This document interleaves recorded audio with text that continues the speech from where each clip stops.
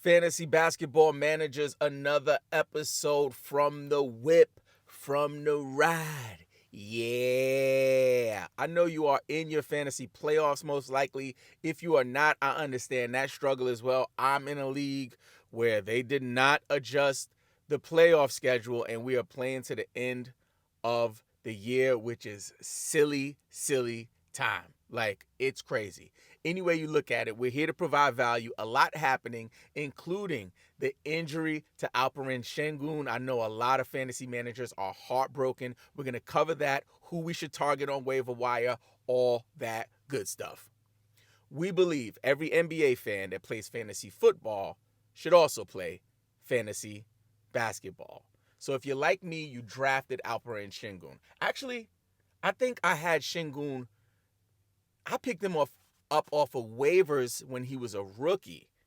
So he was on the waiver wire, and I stashed him a while ago. And he's become who he is, right? I call him Baby Joker. I'm sure others are saying the same thing. With that said, it is a sad day. If you don't know, Sengun went down last night with a severe leg injury. It looks as if there's going to be some knee damage as well as a severe ankle sprain. And chances are he will not return for your fantasy basketball season. And honestly, it doesn't look like he's going to return for the NBA season. After having a career year, Sengun is now in the wind, right? So we pray that he gets better and it's not too severe. But for fantasy, as I say all of the time, when we have an injury, we also have an opportunity. So whether you roster Sengun or not, there is an opportunity on the waiver wire right now, and we're going to talk a little bit about it.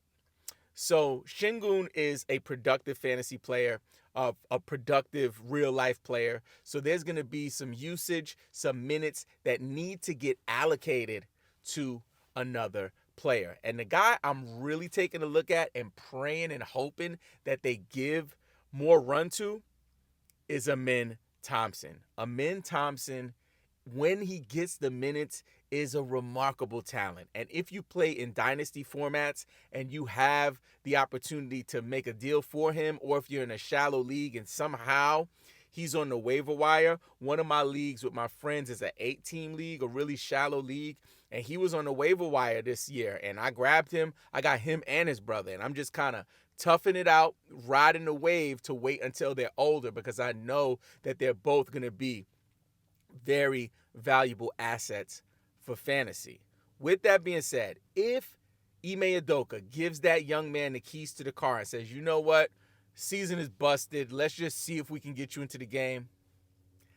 Top is off, boobies is out, hair blowing in the wind. Convertible status. Your man, Ammen Thompson, will definitely be like a valuable piece going down the stretch for the fantasy playoffs. Now, Sengun is a center, right? So they would have to make some adjustments to their lineup if Ammen moved into the starting lineup. And maybe they would have to play Jabari Smith Jr. at center. I don't know if they will. They haven't really played him at center much, and I don't think they want to or intend to. So there is, not as much probability that Ammen will get the run.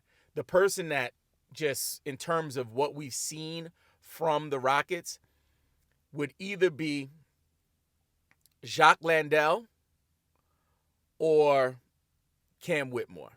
And I think for Cam Whitmore, if either of these guys are available, it's worth taking an ad, right? But I think Jacques Landale kind of moves into that replacement category for Sengun, right? So it's like center for center, big man for big man type of deal. I think for Cam Whitmore, because he has a little bit more versatility in terms of the positions that he can play, that he could likely move into a 4 role as a 4, maybe, if Ime Udoka wanted to kind of test that out. But ultimately, the person that I'm hoping and praying and I'm targeting is Ammen Thompson, but chances are Landale will likely be the pickup. Now, about Landale, last year, I believe when he was with the Suns, I believe, I can't think of the team off the top of my head, but last year I remember him getting some run and being productive. So when he gets in the game, I think Landale can provide some value.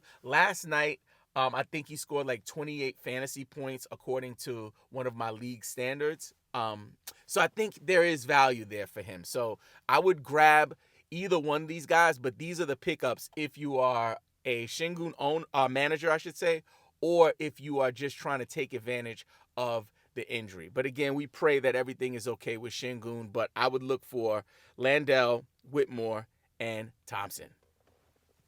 Next up, I want to just talk about a couple more guys I want you to focus on for the waiver wire. We talked about some of them in last night's show, which was the 50 waiver wire targets. Like, insane. If you haven't seen that episode, I'll put it on the end card of this video and you guys can check it out. But a couple guys I want to talk about that I mentioned last night, but some that I didn't. So this one I believe I did talk about, which is Delano Banton from the Blazers. And this is somebody that I think down the stretch, Chauncey Billups is going to try to give this young man some run, right? And I think with injuries to Jeremy Grant, he's an older veteran. They don't really have any incentive to bring him back. And with Scoot Henderson, they've kind of seen what they can get from Scoot. So I don't think they're going to be like trying to run him to the ground. With Banton, we haven't really seen him yet. So I think that it's worth noting that over the last couple of games, he's been putting up some numbers because he's been getting the playing time. So if, in fact, he's available on your waiver wire, I would give Banton a shot. Another person I don't think we talked about last night is Trayce Jackson-Davis from the Golden State Warriors, somebody that if you're in a category league and you're looking for some rebounding, maybe even some blocks, he could be a valuable asset down the stretch. And again, I always want to say this. With these names that I'm saying on these waiver wire episodes, you got to love them and leave them. You cannot get attached to these players. So a player like Banton, Trayce Jackson, Davis, even Landale or, Whitmore. Thompson I would hold in Dynasty, but in a redraft league, Thompson. If they don't work for your roster, I'm sorry, if they don't work for your schedule, I should say, right? You could drop them like a bad habit.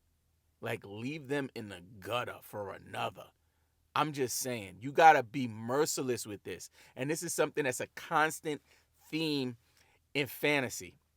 The questions that we receive on our TikTok, the questions that we receive on Instagram and even YouTube, a lot of it is like, hey, should I drop so-and-so? Yes. Drop them. Hey, what do you think about dropping? Yes. Drop him too. If you got to ask me if you should drop him or not, chances are you should drop his ashtray on the floor. I'm just saying. Next guy I want to talk about, actually, let's rapid fire a few guys. Vasily Micic, we talked about him last night from the Charlotte Hornets. This is a guy I would consider holding if you could. Be mindful of the schedule. They, as you go through the playoffs, but definitely somebody I'm taking a look at. Also, we talked about Scoot Henderson. We talked about Jeremy Grant. Those guys actually, no, those were just notes. Don't worry about Jeremy Grant. Scoot, maybe. If healthy, I would look at Scoot. Isaac Okoro, somebody that is putting up some consistent numbers recently. Also, Caris LeVert, specifically for week 20, for this week. I'm releasing this video on Monday. So at the time of recording this, Caris LeVert and Okoro have great schedules. So these are guys you want to look at. Also, Nick Richards. If Nick Richards is available, again, just like Trayce Jackson-Davis, if you're looking for rebounds, looking for some big man stats in category leagues, this is a guy you want to take a look at. And then other than that, just a couple of guys to talk about in terms of steals. Matisse Thybulle, Gary Trent Jr., two guys you want to take a look at.